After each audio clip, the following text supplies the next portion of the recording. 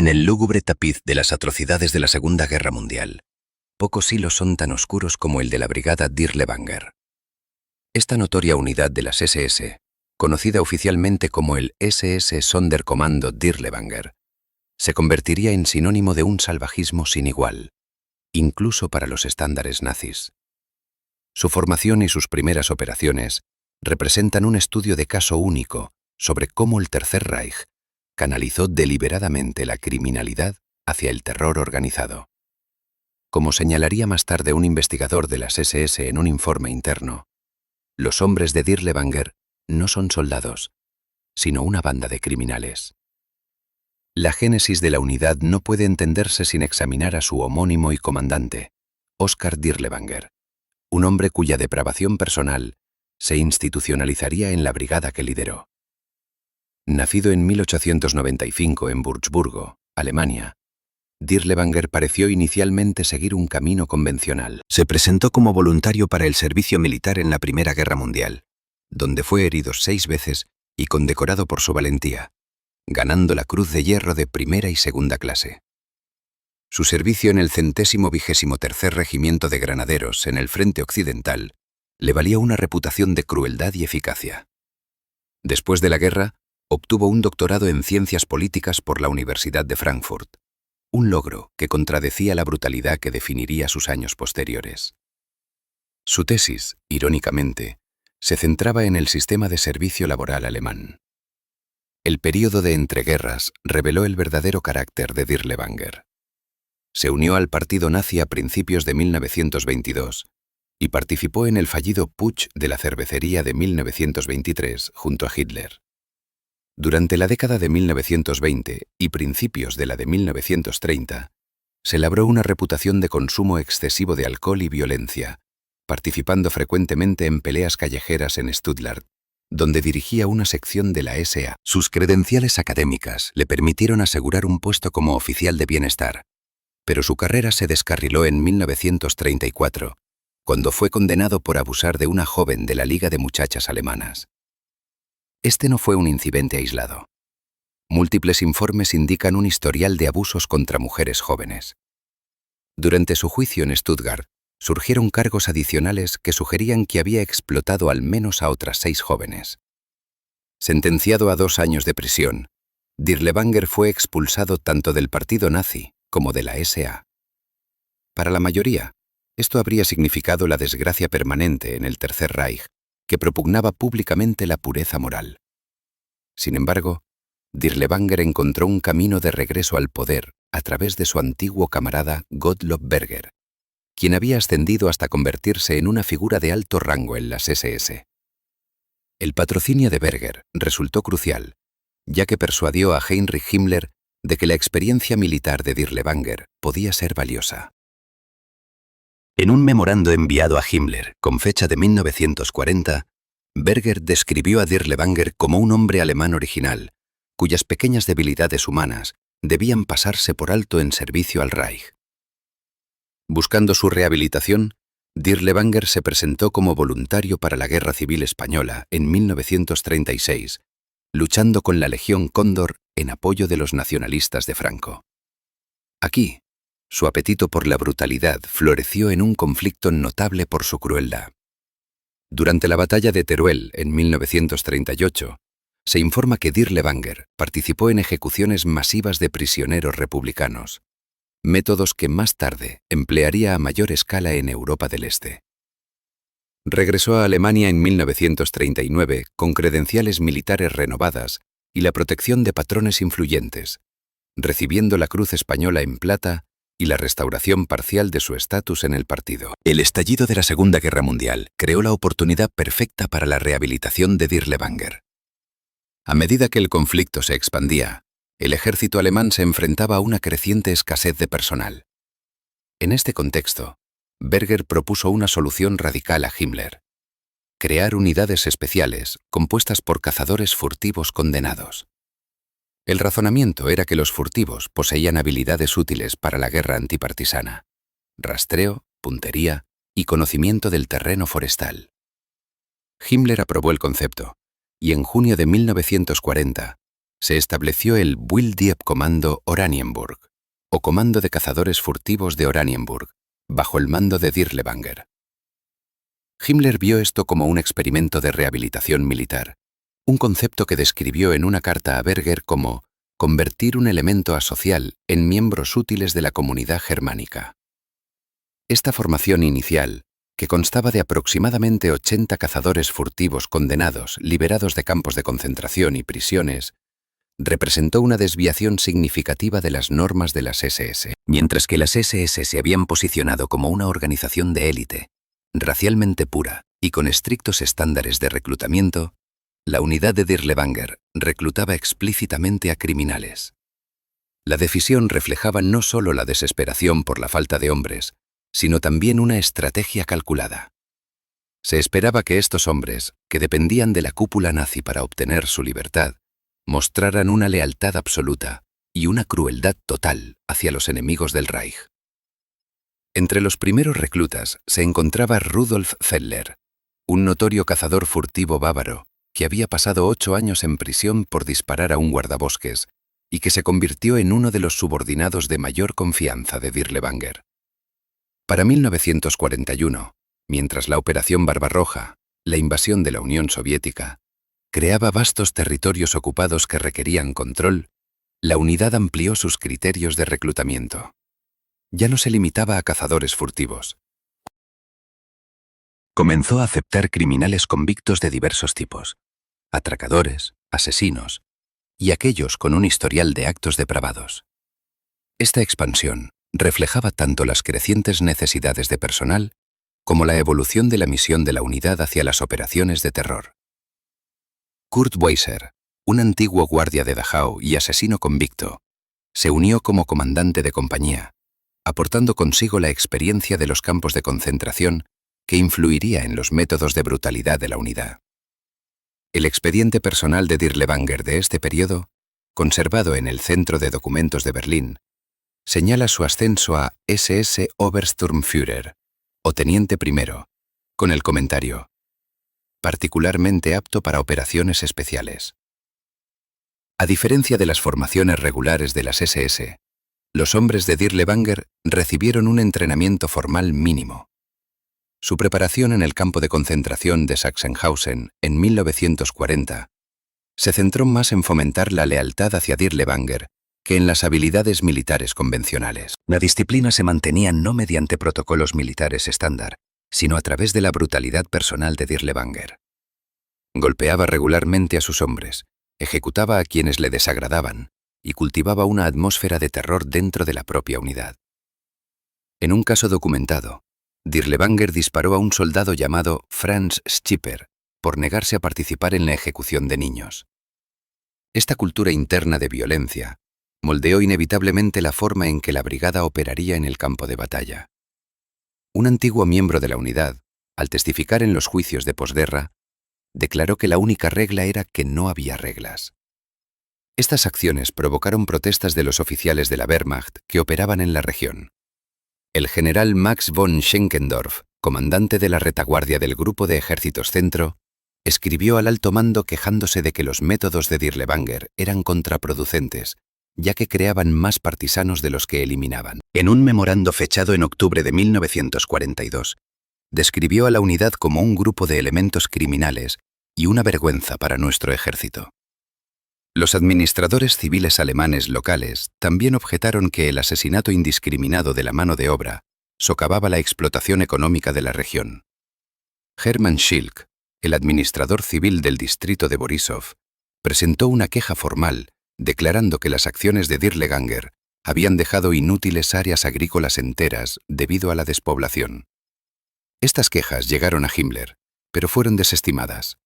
En su lugar, Dirlewanger recibió elogios por el éxito de las operaciones antipartisanas y fue ascendido a SS Sturmbannführer, o comandante. Himmler visitó personalmente la unidad en 1943 y, según los informes, le dijo a Dirlewanger: «El Führer y yo observamos su progreso con particular interés».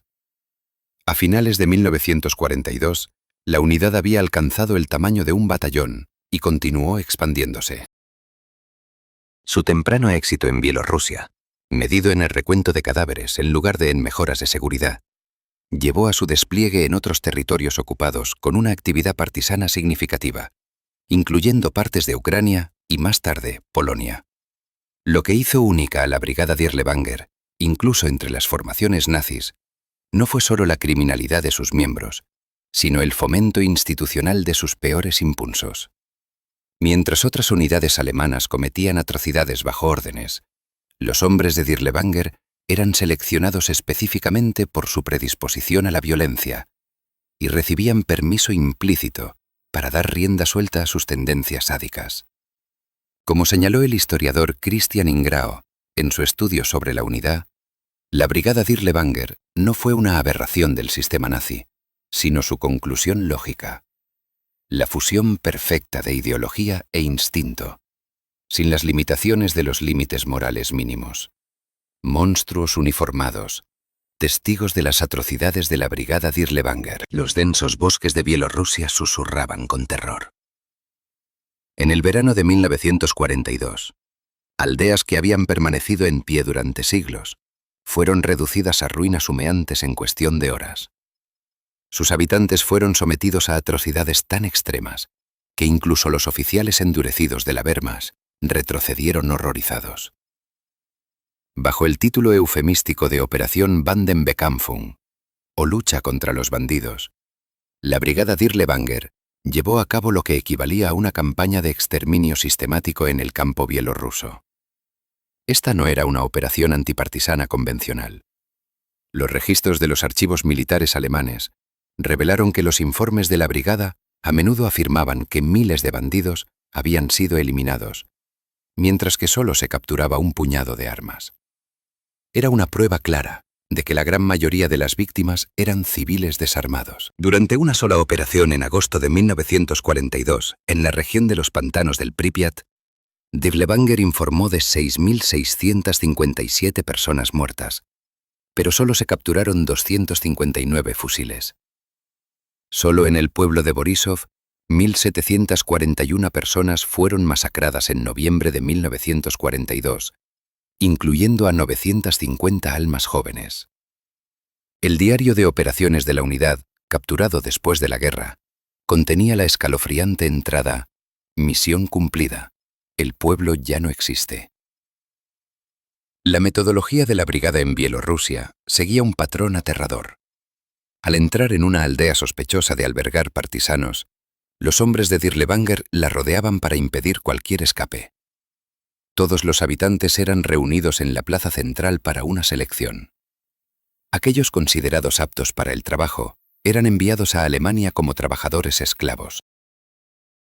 Los ancianos, los enfermos y las almas jóvenes eran a menudo conducidos a la estructura de madera más grande del pueblo, normalmente un granero o una iglesia, que luego era incendiada. August von Kageneck, un oficial de la Wehrmacht que presenció uno de estos incidentes cerca de Minsk, escribió más tarde en sus memorias: «Los gritos desde el interior de ese edificio en llamas me perseguirán hasta el día de mi muerte». Y los hombres de Dirlewanger se reían. En el pueblo de Dori, en julio de 1942, 284 personas fueron encerradas en una iglesia y quemadas vivas. La única superviviente, Barbara Konova, escapó escondiéndose bajo los cadáveres y testificó más tarde: «Nos llevaron a todos adentro, bloquearon las puertas con bancos, vertieron gasolina y lanzaron granadas. Sobreviví solo porque los muertos cayeron encima de mí». Los métodos de la brigada se volvieron cada vez más sádicos a medida que avanzaba su campaña. Los supervivientes y los testigos militares alemanes informaron que los miembros de la unidad idearon juegos con sus víctimas. Uno de estos juegos, documentado en los juicios de posguerra, consistía en obligar a mujeres indefensas a recuperar objetos de aguas heladas en invierno, para luego usarlas como blanco de tiro cuando emergían. Otro consistía en inyectar estricnina a mujeres para observar sus estertores de muerte, lo que Dirlewanger supuestamente denominaba investigación científica. El SS Rottenführer Josef Bloche, quien más tarde sirvió en la brigada, testificó después de la guerra: «Incluso entre aquellos de nosotros que nos habíamos acostumbrado a matar, el método de Dirlewanger destacaba por ser excepcionalmente cruel. En el pueblo de Swiss Lodge, se informó que la unidad obligó a mujeres indefensas a bailar alrededor de una hoguera hecha con sus ropas antes de enfrentarse a una degradación inimaginable y ser fusiladas. El hombre de las SS, Hubert Ley, que desertó de la unidad en 1943 y escapó a Suecia, prestó testimonio de que Dirlewanger participaba personalmente en estos entretenimientos, seleccionando a menudo él mismo a las víctimas y fomentando la competencia entre sus oficiales para encontrar las formas más creativas de tortura. Quizás lo más inquietante fueron las acciones de la brigada contra las almas jóvenes. Múltiples relatos de testigos describen a los hombres de Dirlewanger empalando a inocentes en bayonetas o lanzándolos a edificios en llamas. En el pueblo de Pekalin, segunda documentación sobreviviente de la Comisión Extraordinaria Soviética sobre los Crímenes Nazis, los soldados competían para ver a cuántas almas jóvenes podían matar con una sola bala, alineándolas una tras otra. Un informe de la Policía Militar Alemana de octubre de 1942 señalaba: la conducta del SS Sonderkommando Dirlewanger con respecto a la población civil bielorrusa, especialmente los jóvenes, representa un nivel de barbarie sin precedentes, incluso en este teatro de operaciones. En la aldea de Kosly, cerca de Bloersk, según la superviviente Anna Lysenko, los hombres de Dirlewanger reunieron a 26 almas jóvenes en una escuela. Los obligaron a ponerse en fila y les dispararon uno por uno, mientras hacían que los demás miraran. El último inocente, Mikhail Petro, fue perdonado solo para ser utilizado como blanco humano para la práctica de la bayoneta. Hermann Fegelein, un oficial de enlace de las SS que más tarde se convirtió en cuñado de Hitler, se quejó supuestamente ante Himmler: los hombres de Dirlewanger disparan a las almas jóvenes por deporte. Esto no es combate, es una locura. Para 1944, mientras el frente oriental se colapsaba, la brigada Dirlewanger, ahora ampliada al tamaño de un regimiento, fue redirigida a un nuevo teatro de operaciones, Varsovia. Cuando el ejército territorial polaco lanzó su levantamiento el 1 de agosto de 1944, la cúpula nazi desplegó a los hombres de Dirlewanger como parte de la fuerza de supresión, una decisión que conduciría a uno de los episodios de asesinatos en masa más concentrados de la guerra. Dirlewanger llegó a Varsovia con aproximadamente 865 hombres, una cifra que aumentaría a casi 2000 a medida que se enviaban refuerzos a su mando. El SS Gruppenführer Heinz Reinefeld, encargado del mando general de las fuerzas de supresión en el distrito de Wola, comentó supuestamente a su llegada: estos no son hombres, sino bestias salvajes infladas de vodka. La brigada llegó a Varsovia el 4 de agosto de 1944 y se le asignó inmediatamente el distrito occidental de Wola, con órdenes explícitas de Himmler. Cualquier habitante de Varsovia que encuentren debe ser ejecutado, independientemente de si son hombres, mujeres o almas jóvenes. Lo que siguió fue una matanza metódica. Durante 5 días, las tropas de Dirlewanger fueron edificio por edificio a través de Wola, matando a cada persona que encontraban. Transformaron el hospital de Wola en un matadero, ejecutando a los pacientes en sus camas y quemando el edificio con los heridos todavía dentro.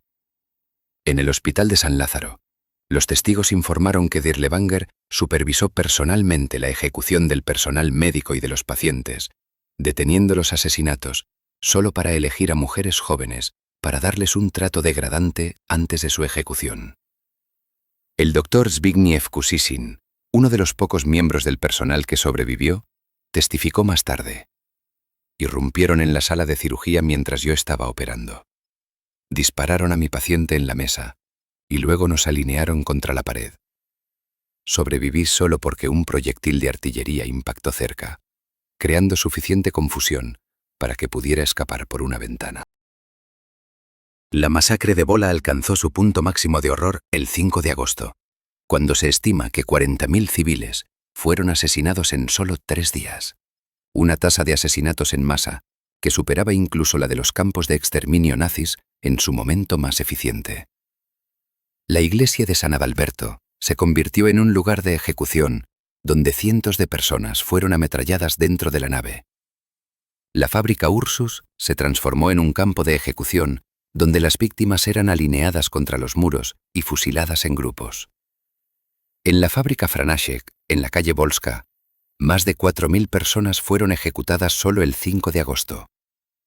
El alcance y la intensidad de la matanza llevaron al SS Obergruppenführer Erich von dem Bach-Zelewski, quien había sido nombrado para comandar la supresión del levantamiento, a modificar las órdenes el 9 de agosto, ordenando que las mujeres y los jóvenes fueran expulsados de la ciudad en lugar de ser asesinados directamente. No por compasión, sino porque las ejecuciones masivas estaban desviando a demasiado personal de la lucha contra los insurgentes reales. En su testimonio de posguerra en Nuremberg, Bach-Zelewski declaró: «Tuve que cambiar la orden de Himmler porque los hombres de Dirlewanger estaban tan ocupados asesinando civiles que olvidaron que teníamos un levantamiento armado que suprimir». Los testimonios de los supervivientes de Varsovia pintan un cuadro de sadismo desenfrenado. Wanda Lurie, embarazada en aquel momento, sobrevivió a la ejecución masiva de varios miles de civiles en la fábrica Ursus el 5 de agosto, a pesar de haber recibido varios disparos. Más tarde testificó: «Nos dispararon con ametralladoras. Recibí 4 heridas de bala en la espalda. Las balas penetraron mi brazo derecho y ambas caderas. Caí, pero permanecí consciente, cubierta por los cuerpos de otras víctimas». Lurie presenció el asesinato de sus 3 hijos pequeños antes de ser tiroteada ella misma. Sobrevivió permaneciendo inmóvil entre los cadáveres hasta el anochecer, y luego arrastrándose lejos. Milagrosamente, dio a luz a un hijo sano en un campo de tránsito alemán semanas después. Janina Rosinska, otra superviviente del distrito de Ochota, describió cómo los hombres de Dirlewanger convirtieron la residencia de estudiantes Dieleniak en un centro de tortura. Seleccionaban mujeres a diario para su entretenimiento en la caseta de guardia. Ninguna regresaba con vida. Podíamos oír sus gritos toda la noche. La mensajera de la resistencia polaca, Wanda Feliczka Chelmika, documentó en su diario que el propio Dirlewanger estableció un harén en un departamento confiscado en la calle Poznanska, donde llevaban a mujeres jóvenes para el uso de los oficiales. A pesar de su salvajismo, la brigada Dirlewanger demostró ser tácticamente incompetente contra oponentes armados. Al enfrentarse a barricadas defendidas por combatientes del ejército territorial polaco, sufrieron bajas catastróficas debido a su escaso entrenamiento y a sus imprudentes tácticas de asalto. Durante los primeros 10 días de combate, la brigada perdió aproximadamente el 40% de su fuerza. Bajas que cubrieron reclutando a la fuerza a judíos húngaros y antiguos prisioneros de guerra soviéticos en sus filas. Se informa que el SS Gruppenführer Heinz Reinefeld, que comandaba junto a Dirlewanger, comunicó por radio al mando superior: «¿Qué debo hacer con estos hombres? Son más peligrosos para nosotros que para el enemigo». En la barricada de la calle Okopowka, una sola unidad del ejército territorial, armada con solo una ametralladora y cócteles Molotov, repelió 3 asaltos consecutivos de las tropas de Dirlewanger, infligiendo más de 70 bajas. El desempeño de la brigada fue tan deficiente que el general Nikolaus von Bormann, comandante del 9º Ejército, anotó en su diario de guerra: «La unidad Dirlewanger es una colección de criminales que pueden asesinar a mujeres indefensas, pero se colapsan cuando se enfrentan a una resistencia real». Lo que hizo extraordinaria a la brigada Dirlewanger, incluso en el contexto de los crímenes de guerra nazis, fue cómo sus acciones horrorizaron incluso a otras formaciones de las SS. El juez de las SS, Georg Konrad Morgen, que investigó la corrupción y los crímenes dentro de las SS, intentó presentar cargos contra Dirlewanger por robo y violencia, pero fue bloqueado por la oficina de Himmler. Una investigación interna de las SS de 1943 describió a la brigada como en peligro de perder su valor como soldados debido a su composición de elementos asociales. Sin embargo, continuó recibiendo elogios en lugar de censura. El SS Sturmbannführer Johannes Hasbrouck, comandante del campo de concentración de Gross-Rosen, tras presenciar a la brigada en acción, comentó supuestamente: y nos llaman a nosotros criminales. Incluso Arthur Greiser, el notoriamente brutal Gauleiter de la región de Barcelona, se quejó a Heinrich Himmler sobre el comportamiento de la unidad cuando estuvieron estacionados brevemente cerca de Poznan en 1943, escribiendo: «Su conducta socava la autoridad alemana y deshonra el uniforme que visten». El trauma psicológico infligido a los supervivientes creó heridas que nunca sanarían por completo. María Piszka, una enfermera que sobrevivió a la masacre en el Hospital de la Santísima Trinidad en Varsovia, informó haber sufrido pesadillas durante décadas. Todavía oigo los gritos de mis pacientes mientras los sacaban de sus camas. Algunos de ellos se aferraban a mí, rogando por una ayuda que yo no podía proporcionar. En Bielorrusia, comunidades enteras fueron borradas de forma tan completa que las autoridades soviéticas de posguerra tuvieron a veces dificultades para determinar dónde habían estado los pueblos.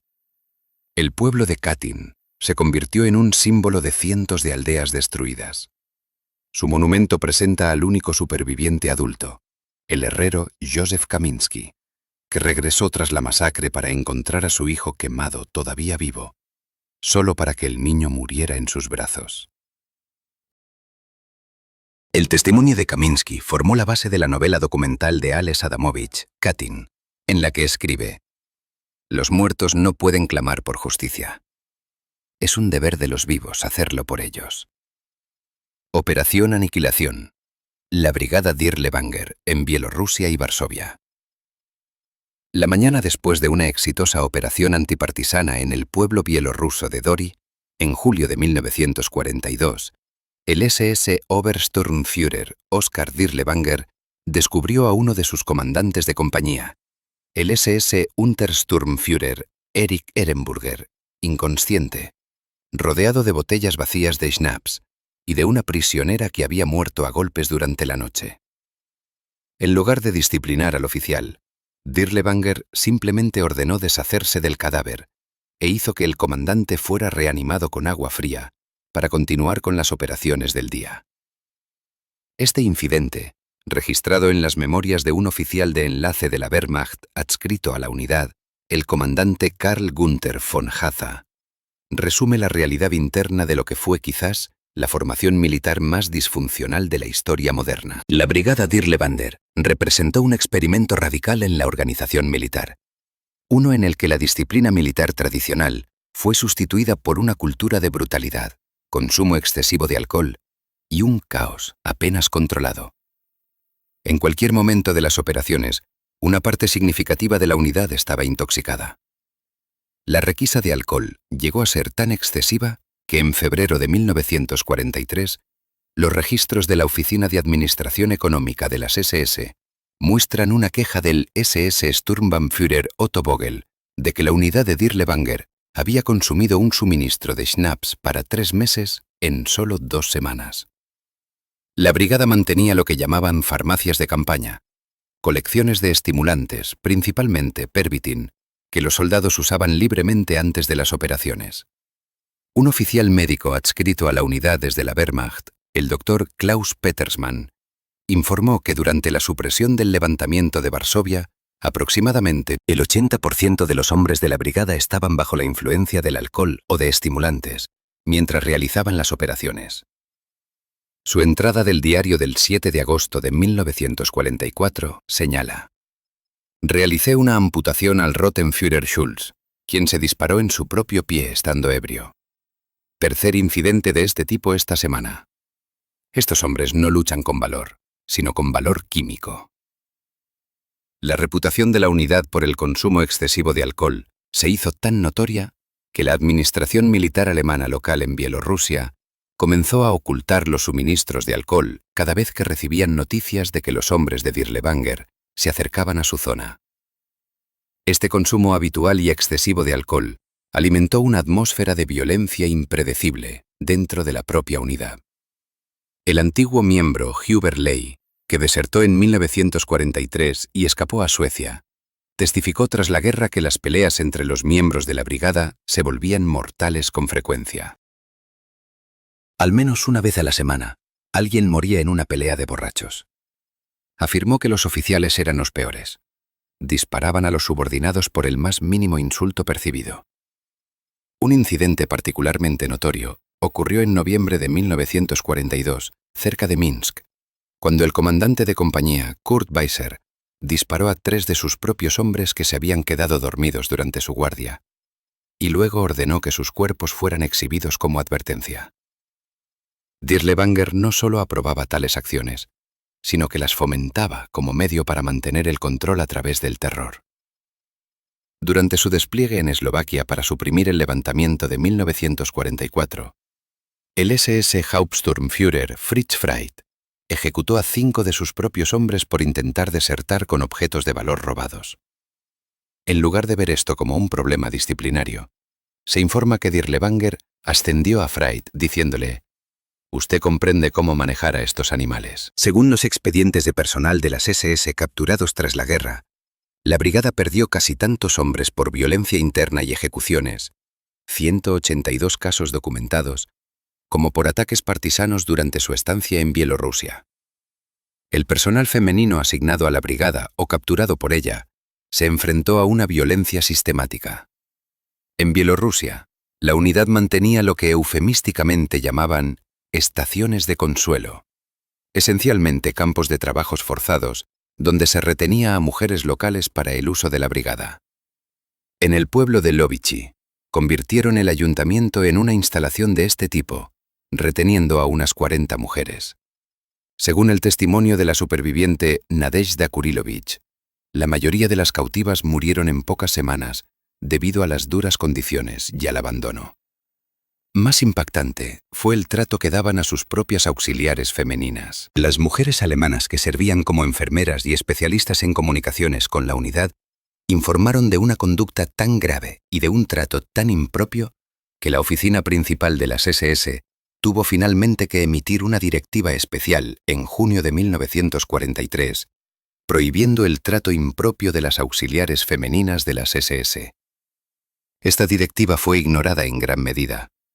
Una enfermera de la Cruz Roja alemana, Margaret Fiedler, que fue asignada brevemente a la brigada en 1943, escribió más tarde en su diario: «Estos no son hombres, sino animales. Temo por mi vida cada noche, y he atrancado mi puerta, pero aún así intentan entrar. Nadie me ayudará». Tras su reasignación debido a las heridas sufridas durante un encuentro violento, informó de sus experiencias al SS Oberführer Waldemar Fegelein, quien supuestamente respondió: «Agradezca haber escapado con vida. No enviamos a nuestros mejores hombres con Dirlewanger». En Varsovia, durante el levantamiento de 1944, la brigada requisó un edificio escolar en la calle Stalki como su cuartel general, donde llevaban a prisioneras para el entretenimiento de los oficiales. La mensajera de la resistencia polaca, Elżbieta Ostrowska, que escapó de esta improvisada estación de consuelo, testificó que las mujeres que se resistían eran torturadas con cigarrillos encendidos antes de enfrentarse a una crueldad y muerte indescriptibles. En el vértice de este sistema disfuncional se encontraba el propio Dirlewanger, que gobernaba a través de una combinación de brutalidad personal y permisividad hacia los que le eran leales. Ejecutó personalmente a miembros de su unidad que mostraban renuencia a participar en atrocidades. Durante una operación en el bosque de Bialowieza, a principios de 1943, disparó a un joven soldado de 19 años, el SS Schütze Wilhelm Kowel, que se negó a participar en la quema de una aldea. Según los testigos, Dirlewanger declaró ante la unidad reunida: «Esto es lo que les ocurre a los que son demasiado débiles para nuestro trabajo». Paradójicamente, permitía casi cualquier exceso entre aquellos que demostraban suficiente crueldad hacia el enemigo, creando un sistema de incentivos perverso que recompensaba a los elementos más sádicos dentro de la ya criminal brigada. Su asistente personal, el SS Unterscharführer Josef Sepp Leitgaber, era conocido por llevar a cabo las ejecuciones de Dirlewanger, y se le permitía seleccionar mujeres de los pueblos capturados para su uso personal.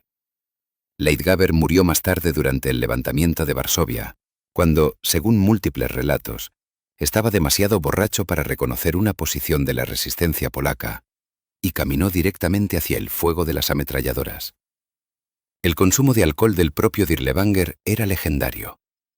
El SS Oberführer Nickel, tras inspeccionar la unidad en octubre de 1942, informó: Dirlewanger parece estar perpetuamente ebrio, pero mantiene un control de hierro sobre sus hombres mediante arrebatos de violencia impredecibles.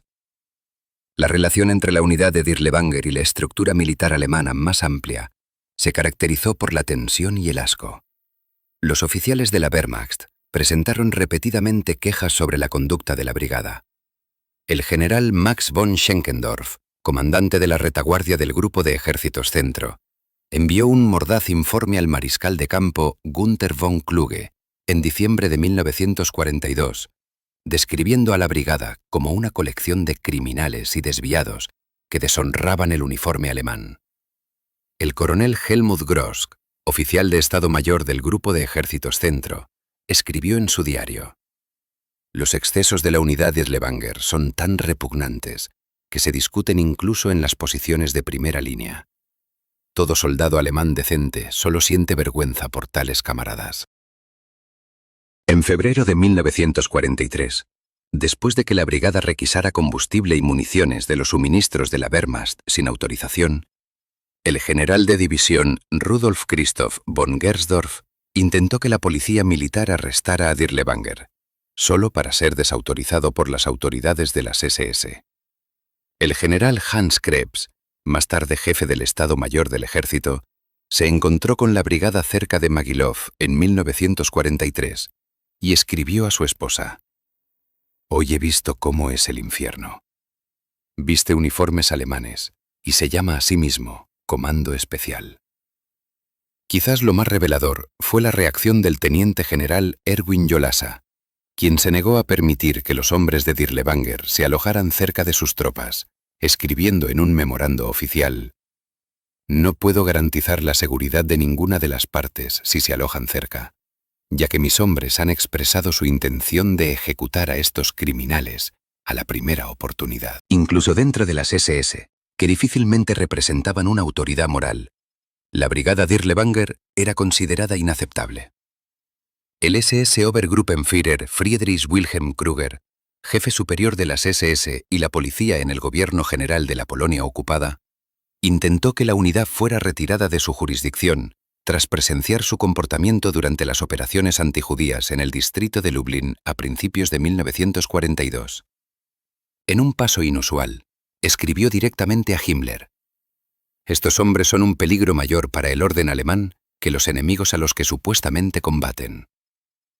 El juez de las SS, Georg Konrad Morgen, famoso por perseguir la corrupción y la criminalidad dentro de los campos de concentración, abrió una investigación sobre Dirlewanger en 1943 por robo de propiedades judías y delitos inmorales, solo para que la investigación fuera anulada por intervención directa de la oficina de Himmler. Tras inspeccionar la unidad en 1944, el SS Brigadeführer Johannes Schäfer informó: «Esto no es una formación militar, sino un manicomio móvil para criminales dementes. Su comportamiento deshonra al cuerpo negro». Durante las operaciones conjuntas con la Brigada Kaminsky, otra notoria unidad de las SS compuesta por colaboradores rusos en Varsovia, se dice que incluso estos colaboradores endurecidos se sintieron perturbados por los métodos de Dirlewanger. Mieczysław Szamiński, un médico polaco obligado a tratar a los hombres heridos de las SS durante el levantamiento, oyó a un oficial de Kaminsky comentar: «Nosotros matamos, pero ellos torturan antes de matar. Incluso nosotros tenemos límites». A pesar de estas quejas, Dirlewanger disfrutó de una protección extraordinaria desde los niveles más altos de la jerarquía nazi. Su principal patrocinador, el SS Obergruppenführer Gottlob Berger, jefe de la oficina principal de las SS, intervino repetidamente en su favor. Cuando se le presentaban pruebas de los excesos de la brigada, Berger supuestamente respondía: «No se puede luchar contra los partisanos con los métodos del Ejército de Salvación». En un incidente particularmente revelador, cuando se presentaron pruebas de que los hombres de Dirlewanger habían cometido atrocidades contra las hijas de un administrador civil alemán en Bielorrusia, Berger supuestamente desestimó la queja diciendo: «La guerra trae bajas en todos los bandos. Estas jóvenes también murieron por Alemania». El propio Himmler visitó la unidad a principios de 1943 y, en lugar de disciplinarlos por las atrocidades ampliamente reportadas, otorgó a Dirlewanger la Cruz Alemana en oro y autorizó la expansión de su mando. Quizás lo más desesperado fue la incorporación de antiguos enemigos a la unidad. A partir de finales de 1943, Dirlewanger comenzó a aceptar auxiliares Hilfsbilliger de entre los prisioneros de guerra soviéticos. A estos hombres, que se enfrentaban al hambre en los campos de prisioneros, se les ofrecía elegir entre una muerte segura y el servicio en la brigada. Como era de esperar, muchos eligieron lo segundo, pero desertaron a la primera oportunidad. Durante las operaciones en Eslovaquia en 1944, una compañía entera de antiguos soldados soviéticos se pasó a las fuerzas partisanas en una sola noche, llevándose sus armas. Esto dio lugar a una orden permanente de que todos los voluntarios orientales fueran emparejados con personal alemán y que nunca se les asignara guardia nocturna juntos. En un acontecimiento particularmente inquietante, para 1944, la brigada comenzó a incorporar internos de los campos de concentración, incluidos algunos prisioneros judíos de Hungría. Los documentos de las SS capturados después de la guerra revelaron que en agosto de 1944, durante el levantamiento de Varsovia, aproximadamente 90 judíos húngaros de Auschwitz fueron liberados temporalmente para servir como porteadores de municiones para la brigada. Según el testimonio del superviviente, Abraham Levan, uno de estos prisioneros, los llevaban al combate sin armas, obligados a llevar la munición hasta las posiciones alemanas bajo el fuego. «Ninguno de nosotros esperaba sobrevivir», recordó Levan. «Éramos cuerpos prescindibles, nada más». De los 90 prisioneros enviados a Varsovia, solo 7 sobrevivieron al levantamiento, habiendo escapado durante la confusión del combate urbano. Los lobos cazados. La violenta disolución de la brigada Dirlewanger. Las nieves de las colinas de Buda en Hungría se tiñeron de carmesí en febrero de 1945, mientras la brigada Dirlewanger realizaba su última resistencia contra el avance del sexto ejército de tanques de la Guardia Soviético. Una vez compuesta por casi 4.000 hombres, la unidad se había reducido a apenas 700, una sombra de la formación de terror que había trazado un camino de destrucción a través de Europa del Este. Los últimos meses de la brigada reflejaron los estertores de muerte del propio Tercer Reich, caóticos, brutales y marcados por una creciente desesperación a medida que las fuerzas de retribución se cerraban desde todos los flancos. Al final corrimos como chacales, recordó el SS Unterscharführer Ernst Roth en una entrevista de 1962 desde su casa en Argentina. Los cazadores se habían convertido en la presa, y para aquellos que sabíamos lo que nos esperaba si éramos capturados, la rendición nunca fue una opción. A mediados de 1944, mientras el frente oriental se colapsaba bajo la presión soviética, la brigada Dirlewanger se encontró en una posición cada vez más precaria. Tras su sangriento desenfreno durante el levantamiento de Varsovia, donde habían sufrido casi un 50% de bajas, la unidad fue reorganizada apresuradamente, reforzada con más convictos y reclutas extranjeros y desplegada en Eslovaquia para suprimir el levantamiento nacional allí. Esta campaña, aunque finalmente exitosa para los alemanes, expuso la creciente vulnerabilidad de la brigada cuando se enfrentaba a una resistencia decidida. En los pueblos de montaña alrededor de Banská Bystrica, los hombres de Dirlewanger se encontraron con unidades partisanas eslovacas dirigidas por oficiales experimentados y sufrieron pérdidas significativas. Los informes de las SS tras el combate, de octubre de 1945, señalaban que la brigada perdió 216 hombres en solo 3 semanas de lucha. Pérdidas que ya no podían reemplazar fácilmente a medida que las reservas de hombres de Alemania disminuían. La notoria brutalidad de la unidad continuó sin tregua durante esta campaña. En el pueblo de Kremnica ejecutaron a 747 civiles, incluidos 211 mujeres y 58 hombres jóvenes, arrojando los cuerpos en zanjas antitanque. El comandante de los partisanos eslovacos, el capitán Jan Stanislav, comentó más tarde: lucharon como vivieron, sin valor ni honor. Solo eran valientes cuando se enfrentaban a aldeas desarmadas. La retirada de la unidad hacia el oeste a través de Eslovaquia y hacia Hungría se volvió cada vez más desorganizada. La disciplina, que nunca fue fuerte desde el principio, se derrumbó por completo en muchas compañías. Un oficial de enlace de la Wehrmacht, el capitán Rudolf Lindermann, informó en diciembre de 1944: la formación Dirlewanger ya no es una unidad de combate cohesionada, sino una colección de grupos armados que se abren paso hacia el oeste buscando comida y suministros. Las tasas de deserción se dispararon, especialmente entre los miembros no alemanes. Para noviembre de 1944, la brigada había perdido a casi la mitad de sus voluntarios orientales por deserción. Muchos simplemente desaparecieron en el campo, deshaciéndose de sus uniformes e intentando mezclarse con la población civil. Otros buscaron activamente rendirse a las fuerzas soviéticas en avance, aunque esta solía ser una opción fatal, dada la reputación de la unidad. En la ciudad húngara de Ketkat, un grupo de 23 antiguos soldados del Ejército Rojo, que habían sido obligados a servir en la brigada, intentaron rendirse a las unidades de vanguardia soviéticas. Según los archivos militares soviéticos, todos fueron ejecutados en el acto, tras descubrirse sus tatuajes de Dirlewanger y las marcas del grupo sanguíneo bajo el brazo.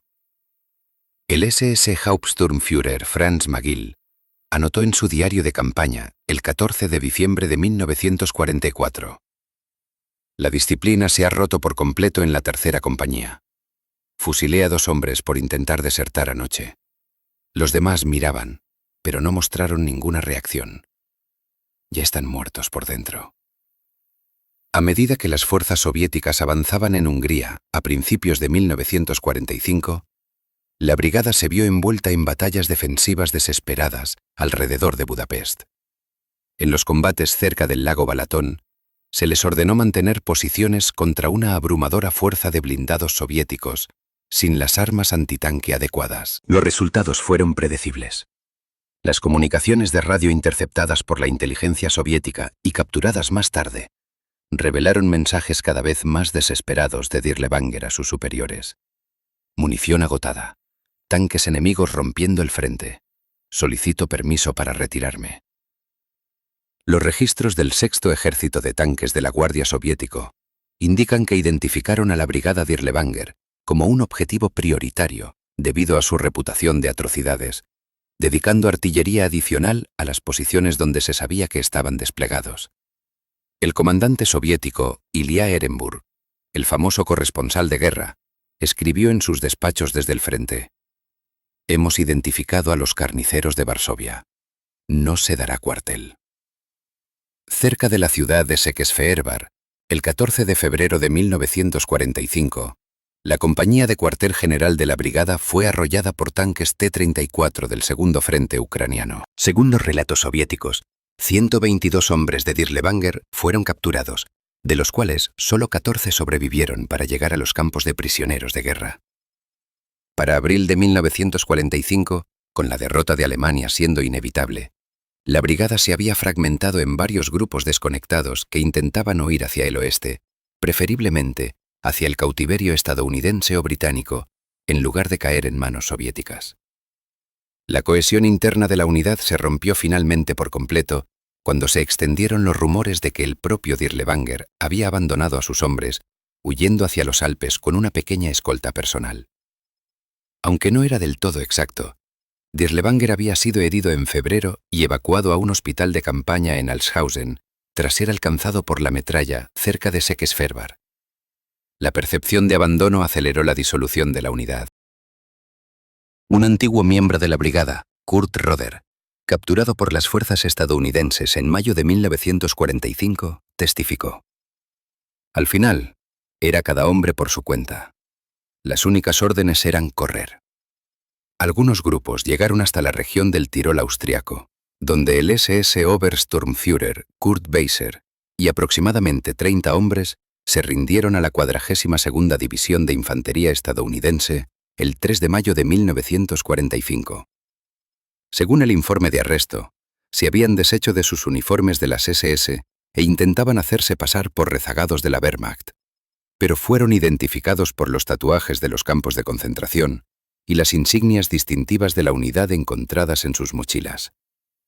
Otros fragmentos de la unidad se dirigieron al norte, hacia Checoslovaquia, donde sufrieron un trato particularmente brutal por parte de las fuerzas de la resistencia local. Cerca de la ciudad de Příbram, un grupo de 14 hombres identificados como miembros de Dirlewanger fue capturado por partisanos checos y, según los registros locales, fueron enterrados vivos en un pozo minero abandonado. El destino del propio Oskar Dirlewanger sigue siendo uno de los epílogos más oscuros de la guerra. El registro oficial indica que tras recuperarse de las heridas recibidas en Hungría, fue capturado por las fuerzas francesas cerca de la ciudad de Altshausen, en el suroeste de Alemania, el 1 de junio de 1945. Según se informa, vestía ropas de civil y portaba documentos de identificación falsos bajo el nombre de Gregor Berger, un guiño sardónico a su patrón, Gottlob Berger, quien originalmente había fundado la unidad. Las autoridades de ocupación francesas lo detuvieron en un antiguo cuartel de la Wehrmacht en la ciudad de Altshausen, donde murió el 7 de junio de 1945, presuntamente a causa de las heridas sufridas durante su captura. El médico militar francés que firmó el certificado de defunción, el doctor Marcel Leger, anotó simplemente como causa de la muerte un paro cardíaco tras un traumatismo físico. Sin embargo, este relato directo ha sido cuestionado por múltiples historiadores e investigadores. La teoría alternativa más extendida sugiere que Dirlewanger fue reconocido por trabajadores forzados polacos que habían sido liberados por los franceses y que trabajaban como guardias en el centro de detención. Según esta versión, una vez que lo identificaron, estos guardias polacos mataron a Dirlewanger a golpes en un acto de justicia por mano propia. El antiguo combatiente de la resistencia polaca, Jan Podolski, afirmó en una entrevista de 1981 con el historiador Ralph Maxis que él participó en la paliza. Sabíamos exactamente quién era. Lo que le ocurrió no fue nada comparado con lo que él había hecho en Varsovia. Apoyando esta teoría, el oficial de la policía militar francesa, Jean-Paul Herriot, declaró en una entrevista en 1975: la historia oficial fue que murió por sus heridas, pero todo el mundo sabía que los polacos lo habían atrapado. No hubo investigación porque, francamente, a nadie le importaba si ese degenerado sufría. Añadiendo más credibilidad, cuando el cuerpo de Dirlewanger fue exhumado en 1960 como parte de una investigación de crímenes de guerra alemana, la autopsia reveló pruebas de una paliza extensa en lugar de heridas de combate. Para complicar aún más la narrativa, se informó de varios avistamientos de Dirlewanger después de la guerra, principalmente en países de Oriente Medio y Sudamérica. Una investigación del Mossad en la década de 1950 siguió las afirmaciones de que vivía en Egipto bajo la protección de antiguos oficiales nazis que asesoraban al ejército egipcio. El antiguo coronel de las SS, Otto Skorzeny, que dirigía una red informal de ayuda a fugitivos nazis, supuestamente dijo a sus asociados que Dirlewanger había escapado a Egipto a través de la ruta de escape siria. Del mismo modo, los registros de inmigración argentinos revelaron que alguien que utilizaba uno de los alias conocidos de Dirlewanger, Joseph Wagner, entró en el país en 1948 y se estableció en la región de Bariloche, un refugio notorio para fugitivos nazis. Aunque la mayoría de los historiadores descartan estos relatos como casos de identidad equivocada o desinformación deliberada, contribuyeron a la mitología de que muchos de los peores criminales de la guerra escaparon de la justicia. Simon Wiesenthal, el famoso cazador de nazis, concluyó tras investigar estas afirmaciones: Dirlewanger murió en 1945.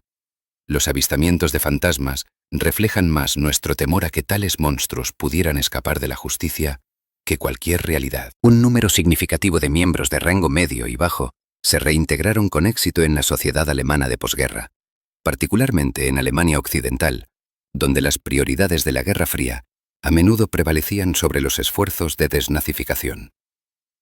El antiguo miembro de la brigada Heinz Path, Vivió abiertamente en Alemania Oriental bajo su propio nombre hasta 1981, trabajando como hombre de negocios en Strausberg, cerca de Berlín, cuando finalmente fue identificado, juzgado y condenado a cadena perpetua. Liberado en 1997 debido a su mala salud, vivió otra década sin mostrar remordimiento, diciéndole una vez a un entrevistador: «Solo seguíamos órdenes». Más inquietante fue el caso de Kurt Peter Leibing, que había participado en masacres en Bielorrusia, pero que se convirtió en un respetado oficial de policía en Frankfurt durante la década de 1950. Solo en 1964, cuando un superviviente lo reconoció durante una parada de tráfico rutinaria, se expuso su pasado. A pesar de las pruebas de su participación en al menos 3 masacres de pueblos, solo recibió una sentencia de 4 años, debido a las ambigüedades legales en la aplicación de la ley alemana a los crímenes cometidos en el extranjero. Tras su liberación, le dijo a Der Spiegel: «El pasado es el pasado. Alemania ha seguido adelante». Quizás lo más perturbador fueron aquellos que continuaron sus carreras violentas en conflictos de posguerra. Varios antiguos miembros de la brigada se unieron a la Legión extranjera francesa, luchando en Indochina y Argelia. El SS Untersturmführer Konrad Schern, que había participado en las atrocidades de Varsovia, murió luchando contra las fuerzas del Viet Minh cerca de Bien Bien Phu en 1954, bajo el nombre falso de Claude Servin. Otros encontraron empleo como mercenarios en diversas guerras civiles africanas o como consultores de seguridad para regímenes autoritarios en Oriente Medio y América Latina. Las habilidades que habían perfeccionado en la brutalidad resultaron comercializables en el oscuro mundo de las operaciones de contrainsurgencia de la posguerra. Como dijo un antiguo miembro identificado solo como Schmidt a un periodista alemán en 1962, «Lo que aprendí con Dirlewanger me sirvió bien en Argelia. Algunos métodos nunca cambian». Friedrich Schwendt, antiguo oficial de logística de Dirlewanger, se hizo famoso como asesor militar de regímenes de derecha en Paraguay y Chile durante las décadas de 1960 y 70, supuestamente implementando técnicas de interrogatorio desarrolladas durante las operaciones antipartisanas en Bielorrusia. Al ser confrontado por periodistas en Asunción en 1979, respondió escalofriantemente: «La contrainsurgencia es contrainsurgencia, ya sea contra los comunistas en Berlín o en Santiago». La disolución de la brigada Dirlewanger no representa, pues, una extirpación limpia de una formación cancerosa de la historia, sino más bien la metástasis de su personal y sus métodos en el mundo de la posguerra.